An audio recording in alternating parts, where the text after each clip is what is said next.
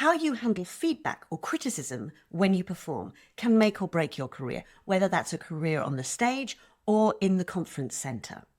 You can either use it to get better and better and better, or it can send you into a spiral of anxiety and self-doubt, possibly leading to you not wanting to put yourself out there at all. Hi, I'm Hattie Volker from Find Your True Voice, and you're listening to the Courageous Performer podcast, a podcast designed to help performers of all varieties feel comfortable and confident in front of any audience. Today, I want to talk to you about handling feedback, handling criticism. But before I get to that, I want to ask you a question. Who's the biggest critic in your life? Because you probably spend an awful lot of time, energy, and anxiety trying to protect yourself from the criticism and negative feedback of other people, making sure that you are good enough so that you don't have to go through the pain of that negative feedback. To do this, you preempt their criticism, you preempt their judgment, so you can either defend yourself against it or you can fix the problem and make it so no negative judgment comes your way at all. To do this, you spend all your time criticizing and judging yourself. The irony is the majority of the criticism and judgment you face comes from you. You spend your life metaphorically punching yourself in the face so that you can be prepared when on occasion somebody else punches you in the face. So to dramatically reduce the amount of judgment and criticism you face in your life, it's about reducing the amount of judgment and criticism you give yourself. Now that may feel easier said than done. What happens if you stop criticizing yourself? How do you make improvements? I'm not talking about not analyzing and looking and making improvements. I'm talking about that critical voice. So one simple thing you can do is start to hear the criticisms you make of yourself. Start to hear when you call yourself an idiot. Start to hear when you criticize yourself in a really nasty way, in a way that you would never want somebody else to. And when you hear it, change it. Change the tone, put some empathy in there, and you will be surprised at what an impact it will have on you. Now, there are times where people do criticize you. They do punch you in the face. So let's have a look at what you can do then. When this happens, I ask myself 3 questions. 1, are they being kind? And if they are, thank them. Because even some negative feedback can be done in a really kind way, and it's done because people want you to improve. If it is kind, as I say, thank them and move to question 3. If it isn't kind, if they are in some way acting in a nasty way, then there's another question I ask. What is going on for them? Because the truth is, people only really do nasty things when they've got stuff going on for themselves, when they're not in a good place, either because of what's happened throughout their life or what's happening right now in their life. And when you ask the question, what's going on for them, firstly, you make it clear to yourself that it's not all about you. And secondly, you leave yourself open to show them some understanding. And when you do that, it takes the heat out of the criticism. Now, the third question is, do you agree with them? And this is a question we often skip because we go straight to that feeling of hurt.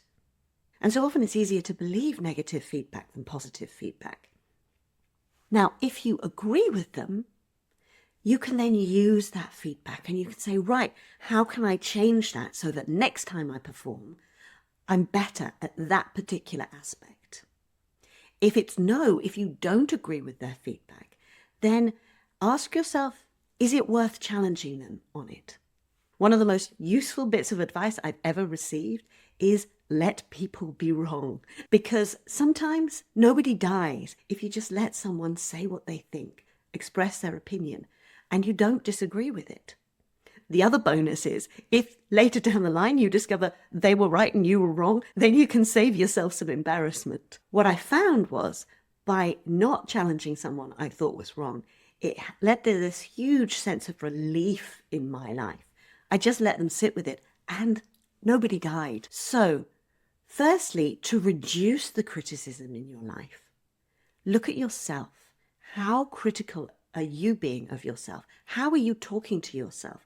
Can you change the language you're using And instead of saying, you idiot, go, crikey, that wasn't a sensible thing to do. Because can you see with the second sentence, you're more likely to solve the problem in the future. Can you change the tone you use? And as well as changing the tone, can you change the perspective and talk about your feelings? Because often we lash out at ourselves because we're feeling embarrassed. So instead of saying, oh, you idiot, why the hell did you do that?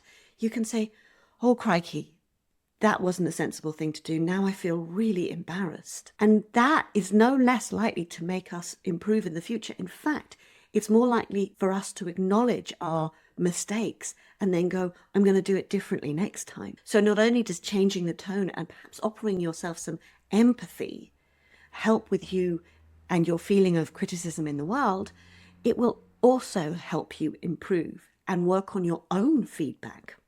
And the amazing thing is, if you reduce the amount of times you talk to yourself in that really critical voice, what it does is it changes your overall feeling about the world and yourself.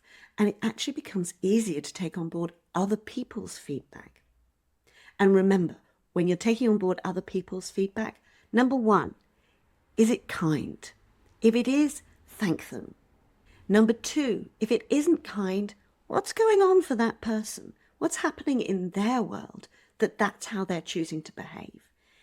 Could this be more about them than you? And number three, do you agree with them? Now, you'll notice I didn't say, is it true? Because at this stage, we don't know what is true and what is false, because they are expressing their opinion, and you're allowed to have an opinion of their opinion. So I'm asking, what is your opinion of their opinion? Do you agree with them? And if you do, how can you implement that into your practice and your preparation and your performing? Because that's the way you will truly improve your performing. And also it will take the sting out of criticism. If you'd like help changing your mindset around your performing, then ping me an email at Hattie, Hattie, at findyourtruevoice.co.uk. Tell me what's going on for you, and let's see if we can find a solution. I'm Hattie Volker from Find Your True Voice. You've been listening to the Courageous Performer podcast. Thank you very much.